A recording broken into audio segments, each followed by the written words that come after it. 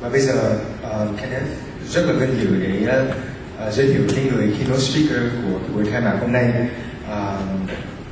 I would like to introduce our keynote speaker for the opening ceremony, anh Hoi Speech. Nói một vài nét sơ lược về anh Hoi Speech. Thì sinh năm 1970 và về Việt Nam năm khi anh 15 tuổi. Tốt nghiệp với hai văn bằng tại Đại học Luật khoa của Melbourne. Điểm sơ của anh Hoi Speech là khi anh ta dùng kiến thức và kinh nghiệm của luật pháp của mình để giúp đỡ cho những thuyền nhân Việt Nam ở Hồng Kông và Philippines. Năm 96, Cao ủy tị nạn Liên Hiệp Quốc đã đình chỉ chương trình tị nạn cho những người Việt đang sống trong các trại tị nạn ở Đông Nam Á. Quyết định này đã để lại hơn 2.000 thuyền nhân Việt Nam bơ vơ với một cuộc sống vô gia cư, vô tổ quốc. Hiện nay thì anh đang cộng tác với Manila để giúp đỡ cho những thuyền nhân tị nạn này được an cư hợp pháp. Xin mời anh Hoi Speech.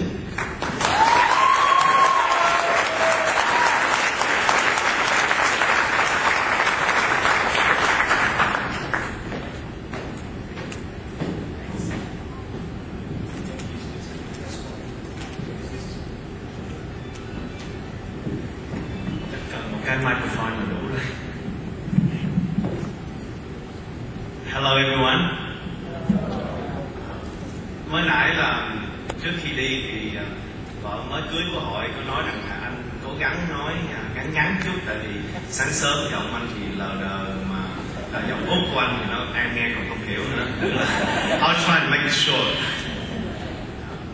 Well, I just came back from my honeymoon in Bhutan, so to be honest, I have been trying to focus on my role as a husband rather than the roles of a Vietnamese professional. I can't even focus on my own role as a Vietnamese professional. But so if wedding and personal references are made, please excuse me.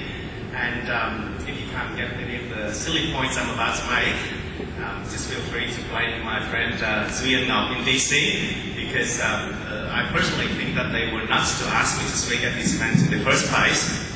And because being party animals that they are, instead of pushing me to work on this speech, they actually chose to spend a week in the Philippines, frolicking on the beach with me and dancing half naked in the rain. And so just about 3 weeks ago. So, and not to mention other activities of the wild nature that I think I should talk about. But anyway, seriously though, as a lawyer of limited experience and somewhat a confused identity, because I often think that Australia is my rich father and Vietnam is my poor mother.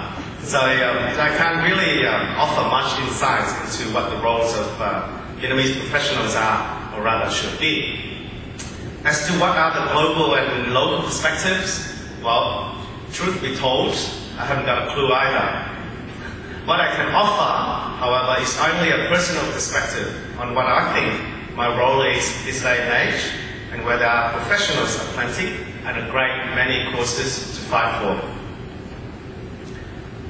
As some of you have already known, I grew up in Saigon in 1985, having spent a few years in Kinh Tế Mới and a couple of months in prison for tội vượt biên with my dad. He later successfully escaped from Vietnam, and our family was reunited in Australia 5 years later. As I often say, it's a lucky story, even though my youngest brother died in Kinh Tế Mới and my family was separated indefinitely at the time. Why do I say lucky? Because having worked as a volunteer lawyer in the Philippines over the last 7 years, I've learned that there are still many, many more families that are still being split apart. Husbands from wives, sons and daughters from their aging US citizen parents, and brothers from sisters. In most cases for almost 15 years. They left Vietnam by boat in 1989, not knowing that the international community, including the US and Australia, had decided to turn them back and not accept any more refugees from Vietnam. The tide simply turned against them. They were then housed in refugee camps for 8 years, from the time of their internment in 1989 to 1997, when the UNHCR decided to close these camps, and after 8 years of confinement and total dependence on the UN, they were told to leave and simply fend for themselves. And if you want to know more about their status, you can ask one of my former refugees, who is now here in the States. He just flew in from South Carolina. And he, maybe you can stand up. He was in the camp for 13 years, and he was my client. Now he's a friend of mine. Anyway, economically, they were left with absolutely nothing. And socially, they are considered undesirable and undocumented, without any status. In the Philippines, they don't have the right to work. They don't have the right to go to school. They don't have the right to own a house and to gain access to any public facilities. And legally, to this day, they remain stateless, unrecognized and unprotected by any sovereign states, including the Philippines. In the words of the then Immigration Commissioner, the stateless Vietnamese in the Philippines, and I quote, have not been granted permanent resident status nor offered settlement in the country. The Philippines has never been and is not a settlement country. It also has no intention of socially integrating persons whose applications for refugee status is denied in the first place. And given such a reality, who would have done what I've done? But for those refugee advocates in the 70s and 80s, my family, and I think most of us here, would not be given the same opportunities to rebuild our lives in the West. Perhaps for me, it's simply payback time. My family and I were helped, and I now am simply returning the favor. Ultimately for me, it's a human, natural responsibility over and above my responsibility and role as a Vietnamese Australian lawyer. But then again, maybe not. I remember one morning back in 1996, just before I called it quits at Baker McKenzie, the supposedly biggest law firm in the world, where I was working as a junior corporate lawyer. I was in a warehouse doing some litigation work. It's called discovery work for those lawyers that know about this sort of work really well. And I was doing it for one of our biggest clients, a bank that was fighting over some loan agreement with an investment firm. If we won, my partner and I, one would hope, would get tons of praise and money. But I was utterly and impossibly bored.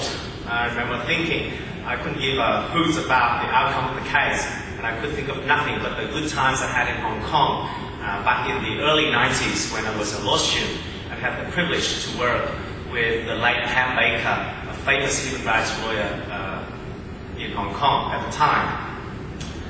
At the time, Pam's firm was aligned in its fight for some 60,000 refugees at the time detained in the notorious crowded detention centers of Hong Kong.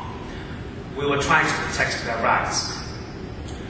To me, it was a privilege to work with lawyers from all over the world coming together to work for our people, Vietnamese. We all worked for nothing, and as Pam used to say, we all had a super fun time. We went all the way to the Privy Council to secure freedom for some, and the Privy Council in England is the equivalent of the Supreme Court here in the States. We also are watching horrors as masses of people were forcibly repatriated to Vietnam without any due procedure. At the time, it was a time of great many changes in Hong Kong, and I was very eager to witness such historic moments. So, to be honest, I didn't know what I exactly wanted to do, but I know exactly what I did want. So, with a return ticket in hand and about $800, more or less, I returned to Hong Kong and to the only non-profit